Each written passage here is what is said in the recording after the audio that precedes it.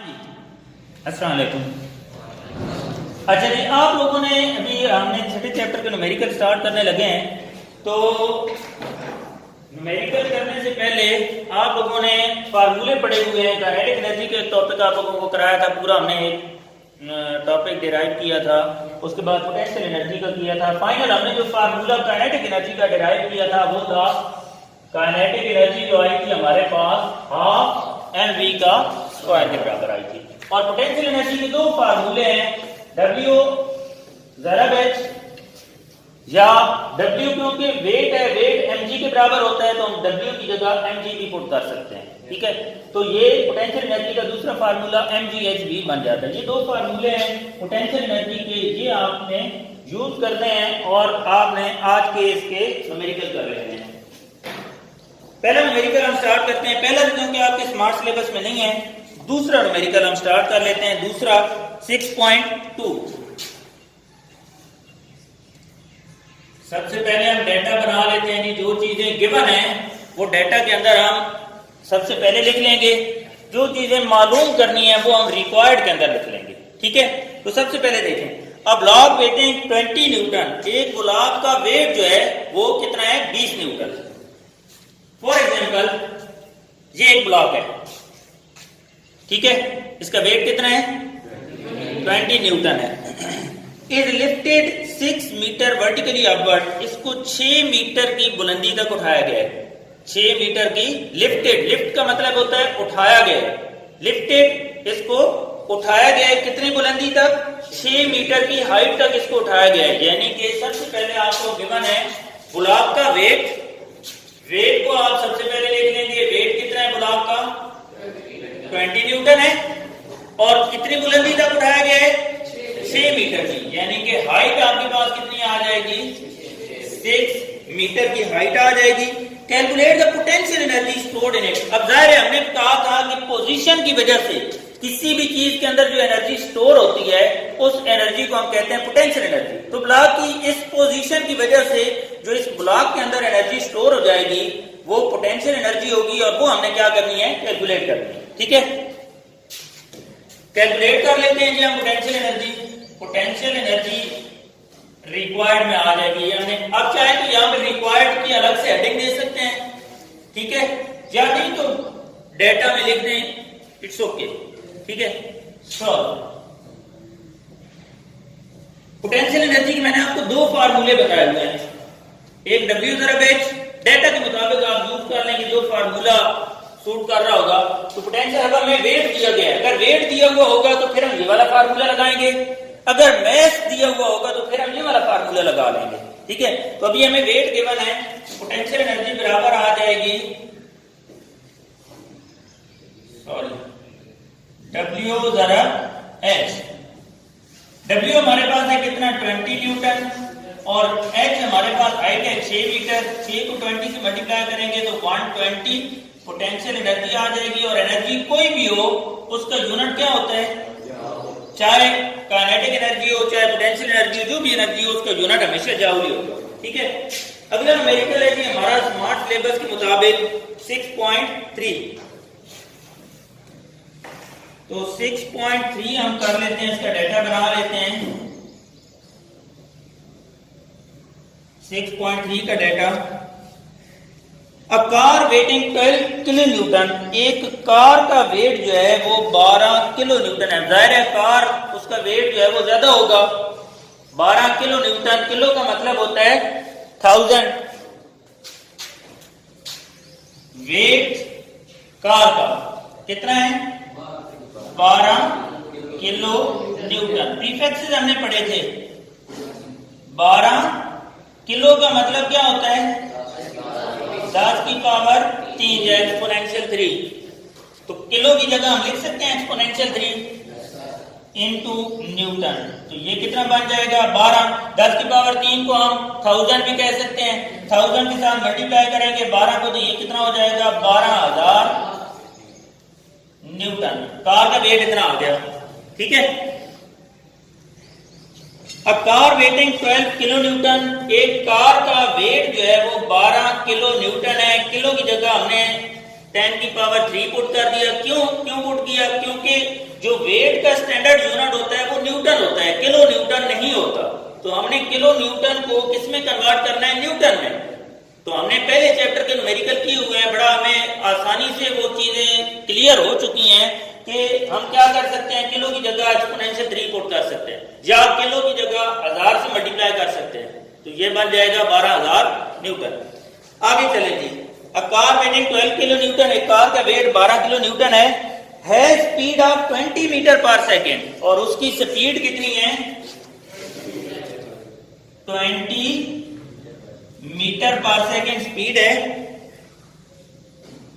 Find its kinetic energy, क्या calculate करें, kinetic energy जो है ये आप कैलकुलेट करें, ये रिक्वायर्ड में लिख दें या फिर इसी तरह लिख दें, सॉल्व। अब काइनेटिक एनर्जी मालूम करने के लिए जरा फार्मूले को देखें कि आपको क्या क्या चीजें रिक्वायर्ड होती हैं। काइनेटिक एनर्जी मालूम करने के लिए आपको चाहिए मास, और क्या चाहिए, स्पीड। स्पीड तो आपके पास डेटा में गिवन है, मास नहीं गिवन। मास की बजाय क्या गिवन है, वेट गिवन है। तो वेट से हम इजीली मास मालूम कर सकते हैं, नहीं कर सकते, मास मालूम कर लेते हैं हम। हमें पता है कि वेट बराबर होता है किस चीज के, mg के बराबर होता है। हमें मालूम करना है m, तो g इधर m के साथ मल्टीप्लाई हो रहा है, इसको इधर ले आए तो डिवाइड हो जाएगा, w divide by g is equal to m। w कितना गिवन है, 12000, तो w की जगह हम पुट कर सकते हैं 12000, और g कितना होता है 10। 0 से 0 कैंसिल हो जाएगा तो कितना बन जाएगा 1200, और मास का यूनिट कितना होता है, किलोग्राम। शाबाश, हाँ जी, मास भी आ गया हमारे पास। अब हम क्या कर सकते हैं, अब इजीली हम काइनेटिक एनर्जी मालूम कर सकते हैं, क्योंकि स्पीड भी आ गई और हमारे पास मास भी हमने कैलकुलेट कर लिया। दोनों चीजें रिक्वायर्ड होती हैं काइनेटिक एनर्जी मालूम करने के लिए, दोनों मिल गई हैं। तो अब हम काइनेटिक एनर्जी का फार्मूला लगाएंगे। काइनेटिक एनर्जी बराबर होती है हाफ mv का स्क्वायर। हाफ m कितना गिवन है हमें, 1200, हमने खुद मालूम किया है। और स्पीड कितनी गिवन है 20, स्पीड का स्क्वायर है तो हम 20 का स्क्वायर ले लेंगे। 2 का टेबल जाएगा 1200 पे कितनी बार, 2 का टेबल 12 पे 6 बार, और आगे 2 0 लगा देंगे, 600 हो जाएगा, और साथ में मल्टीप्लाई हो जाएगा 20 का स्क्वायर। 20 का स्क्वायर कितना होता है 400। 600 को 400 से मल्टीप्लाई करेंगे तो ये कितना हो जाएगा 24, 2,40,000 काइनेटिक एनर्जी। जाओ, ठीक है, ये भी आंसर ठीक है। अगर बुक का आंसर लाना चाहते हैं आप, तो क्योंकि शुरू में डेटा में प्रीफिक्सेस इस्तेमाल किया हुआ था, तो यहां पे भी हमने क्या कर लेना है, प्रीफिक्स इस्तेमाल कर लेना है। 24,000 जो है 1230, इसकी जगह हम 10 की पावर 3 भी लिख सकते हैं, या किलो लिख सकते हैं, ठीक है। तो इसकी जगह हम लिखेंगे 240,000 जो है ये किलो के बराबर होता है, किलो और जूल काइनेटिक एनर्जी आ जाएगी जी हमारे पास। ये बात समझ आई है, जहां पे किलो होते हैं वहां पे हम 1000 से मल्टीप्लाई कर देते हैं। इसी तरह अगर 1000 को किलो में तब्दील करना हो तो इसकी जगह 3 0 की जगह हम क्या कर देंगे, किलो लिख देंगे, ठीक है। ये ज्यादा डिटेल में इसकी नहीं जाते, क्योंकि ये हमने पहले प्रीफिक्सेस जो है वो पहले चैप्टर में बड़े अच्छे तरीके से पढ़े हुए हैं, ठीक है। हमारे पास 6.4, अगर ये चले मैं यहां पे कर देता हूं 6.4 डेटा देख लीजिए। हमारे पास है 500 ग्राम स्टोन, एक 500 ग्राम स्टोन का वेट है, पत्थर का वेट है कितना, वेट नहीं है सॉरी मैस है, क्योंकि मैस का यूनिट जो है वो किलोग्राम होता है, वेट का यूनिट तो न्यूटन होता है। तो 500 ग्राम जो है वो उसका मैस है। अब यहाँ पे हम यूनिट से अंदाजा लगाएंगे कि ये हमें मैस गिवन है या वेट गिवन है। तो हमारे पास जो पत्थर का मैस है वो कितना है 500 ग्राम, लेकिन मैस का यूनिट क्या होता है किलोग्राम होता है, तो ग्राम को किलोग्राम में चेंज कर लेंगे। किलोग्राम को ग्राम में चेंज करना हो तो 1000 से मल्टीप्लाई करते हैं, और अगर ग्राम को किलोग्राम में चेंज करना हो तो फिर 1000 से डिवाइड करना पड़ेगा। ठीक है, तो हम क्या करेंगे 500 डिवाइड बाय 1000, ये दो जीरो से कैंसिल, 5 को 10 से डिवाइड करेंगे तो 0.5 और ये हो जाएगा किलोग्राम। ठीक हो गया। With a velocity of 15 metre per second, उसको 500 ग्राम का एक स्टोन है, पत्थर है, इस थ्रोन अप, उसको ऊपर की तरफ फेंका गया। किस वेलोसिटी से ऊपर की तरफ फेंका गया? With a velocity of 15 metre per second. Velocity या स्पीड 15 मीटर पर सेकेंड, इसको v से रिप्रेजेंट करेंगे। 15 मीटर पर सेकेंड है, कह रहे हैं कैलकुलेट करें। आप क्या चीज कैलकुलेट करें जी? Number 1 potential energy at maximum height, potential energy calculate करें एट मैक्सिमम हाइट। और सेकेंड क्या कैलकुलेट करें? Kinetic energy when it hits the ground. Kinetic energy calculate करें when it hits the ground. दो चीजें आपने मालूम करनी है। Law of conservation of energy के मुताबिक, law of conservation of energy आपने पढ़ा हुआ है, और पोटेंशियल एनर्जी और काइनेटिक एनर्जी भी पढ़ा हुआ है। अब थोड़ा सा इसके बारे में पहले समझ लें। हमने पढ़ा हुआ है कि किसी भी चीज की पोजीशन की वजह से जो एनर्जी होती है उसको हम कहते हैं पोटेंशियल एनर्जी। तो जब ब्लॉक ऊपर जाएगा तो उसकी पोजीशन की वजह से एनर्जी होगी, उसके अंदर मैक्सिमम हाइट तक जब वो पहुंच जाएगा तो उसके अंदर जो एनर्जी होगी वो पोटेंशियल एनर्जी होगी। जब वो मैक्सिमम हाइट पे पहुंचेगा तो एनर्जी कौन सी होगी उस ब्लॉक के अंदर? पोटेंशियल एनर्जी होगी उसकी पोजीशन की वजह से। और जब वो नीचे जमीन पर पहुंच जाएगा तो जमीन पर, क्योंकि उसकी मोशन की वजह से जो एनर्जी होती है वो काइनेटिक एनर्जी होती है, जब वो जमीन से टकराएगा तो उसके अंदर जो एनर्जी होगी वो कौन सी होगी? काइनेटिक एनर्जी होगी। और law of conservation of energy के मुताबिक, law of conservation of energy के मुताबिक एनर्जी को कभी भी खत्म नहीं किया जा सकता, बल्कि एक फॉर्म से दूसरी फॉर्म में तब्दील किया जा सकता है। तो जब मैक्सिमम हाइट पर उसके अंदर जो एनर्जी होगी वो होगी पोटेंशियल एनर्जी, और ग्राउंड पर उसके अंदर कौन सी एनर्जी होगी? Kinetic energy. जितनी एनर्जी पोटेंशियल होगी उतनी ही काइनेटिक एनर्जी होगी ग्राउंड पर। हाइट पर जितनी पोटेंशियल एनर्जी होगी, जमीन पर उतनी ही उसके अंदर कितनी क्या होगी?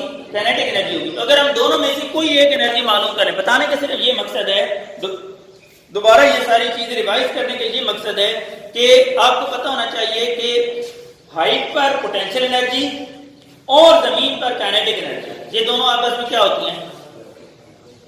क्या होती हैं? बराबर होती हैं। लिहाजा दोनों में से अगर हम कोई भी एक एनर्जी मालूम कर लें, चाहे काइनेटिक एनर्जी मालूम कर लें चाहे पोटेंशियल एनर्जी मालूम कर लें, तो वो दोनों को हम क्या कर सकते हैं? इक्वेट कर सकते हैं। समझ आ गई बात?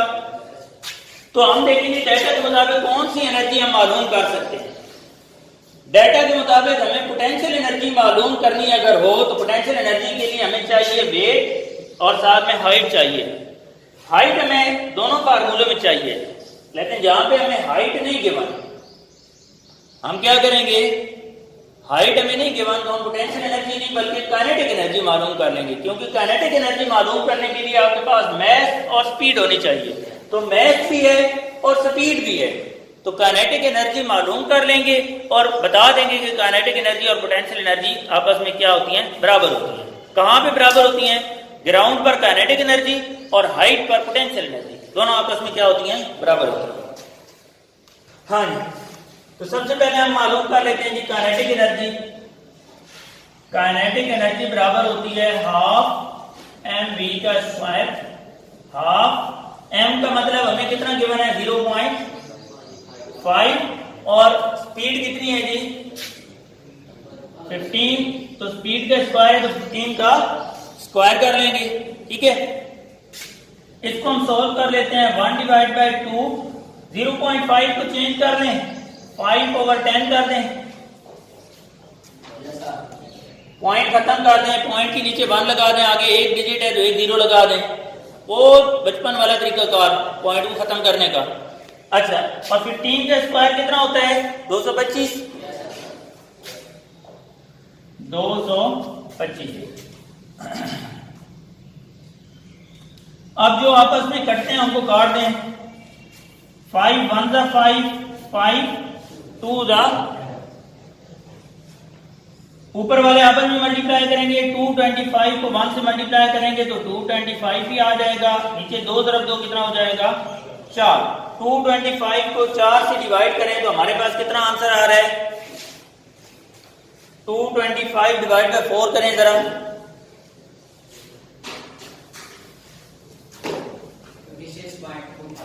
56.25 क्या चीज आ गई है जी? काइनेटिक एनर्जी आ गई है। और काइनेटिक एनर्जी का यूनिट क्या होता है? कोई भी एनर्जी हो, भी मैंने आपको बताया कि उसका यूनिट जो है वो जूल होगा। ये आप लोगों ने अभी लिखने हैं तो ये इसको सेपरेट कर लें। हाँ जी, अब आपने काइनेटिक एनर्जी इजीली मालूम कर ली है। जब काइनेटिक एनर्जी आ गई है तब आपने बता देना है, जहां पे सिर्फ ये इबारत लिख देनी है कि according to law of conservation of energy, according to law of conservation of potential energy कहां पे होती है? Potential energy at maximum height. ये किसके बराबर होती है? काइनेटिक एनर्जी के एट ग्राउंड। मैक्सिमम हाइट पर जो पोटेंशियल एनर्जी होती है जमीन पर काइनेटिक एनर्जी के बराबर होती है। लिहाजा हमने जमीन पर काइनेटिक एनर्जी मालूम कर ली है तो हम क्या कर सकते हैं कि potential energy at maximum height बराबर आएगी kinetic energy at ground. Kinetic energy at ground कितनी है? 56.25 जूल। तो पोटेंशियल एनर्जी जो है वो मैक्सिमम हाइट पर भी इतनी ही होगी। तो ये आपका न्यूमेरिकल जो है ये सॉल्व हो गया। काइनेटिक एनर्जी भी आ गई, पोटेंशियल एनर्जी भी आ गई। बता रहा हूं जो एक दो पॉइंट जो आप लोगों को मुझे पता है मुश्किल लग रहे हैं। एक तो ये नई चीज है, पहले आप लोग हमेशा किलोमीटर को मीटर में चेंज करते थे, ठीक है। किलोमीटर को मीटर में चेंज करना आसान है कि हमारे पास अगर है जी 25 किलोमीटर तो आप लिखते थे 25 किलो की जगह आपने लिख दिया 10 की पावर 3 मीटर। ये तो आसान था। किलोमीटर से मीटर में जाना आसान है, लेकिन अगर मीटर से वापस किलोमीटर में जाना हो, मीटर से रिवर्स करना हो तो जाहिर है ये भी हमें रिवर्स करना पड़ेगा ना। हमने यहाँ पे 1000 से मल्टीप्लाई किया तो फिर 1000 से डिवाइड करना पड़ेगा। इसी तरह यहाँ पे हमारे पास जो मैथ का यूनिट है वो ग्राम दिया हुआ था, तो हमने क्या करना है, ग्राम को किलोग्राम में चेंज करना है। क्योंकि मैथ का हमें पता है कि स्टैंडर्ड यूनिट ग्राम नहीं होता, क्या होता है, किलोग्राम होता है। तो हम क्या करेंगे, ग्राम को वापस किलोग्राम में लेके जाना है। तो जब रिवर्स करना होगा तो फिर क्या करेंगे, 1000 से डिवाइड करेंगे। अगर किलोग्राम होता, किलोग्राम को ग्राम में चेंज करना होता तो फिर तो 1000 से मल्टीप्लाई करते, लेकिन अब ग्राम को वापस किलोग्राम में लेके जाना है तो हम क्या करेंगे, 1000 से डिवाइड कर देंगे तो ये हमारे पास आ जाएगा किलोग्राम। ठीक है, ये तो मसला हल हो गया। मैथ का यूनिट किलोग्राम और मैथ हमें मिल गया। स्पीड हमें उसने 15 मीटर पर सेकंड यहाँ पे दे दी है। काइनेटिक एनर्जी और पोटेंशियल एनर्जी दोनों मालूम करनी है। तो law of conservation of energy के मुताबिक मैक्सिमम हाइट पर पोटेंशियल एनर्जी और जमीन पर काइनेटिक एनर्जी, ये दोनों आपस में क्या होती हैं, बराबर होती हैं। लिहाजा हमें अगर कोई भी दोनों में से एक एनर्जी मालूम कर लें तो दूसरी ऑटोमेटिकली उसके बराबर हो जाएगी। ठीक है, तो हम क्या करेंगे जी, हमें इजीली पोटेंशियल एनर्जी मालूम नहीं हो रही थी, क्योंकि पोटेंशियल एनर्जी मालूम करने के लिए हाइट चाहिए और हाइट हमें गिवन नहीं है, तो हम क्या करेंगे, काइनेटिक एनर्जी मालूम कर लेंगे। जब काइनेटिक एनर्जी मालूम हो जाएगी तब यहाँ पे बता देंगे कि law of conservation of energy के मुताबिक काइनेटिक एनर्जी और पोटेंशियल एनर्जी आपस में क्या होती हैं, बराबर होती हैं। लिख लेंगे।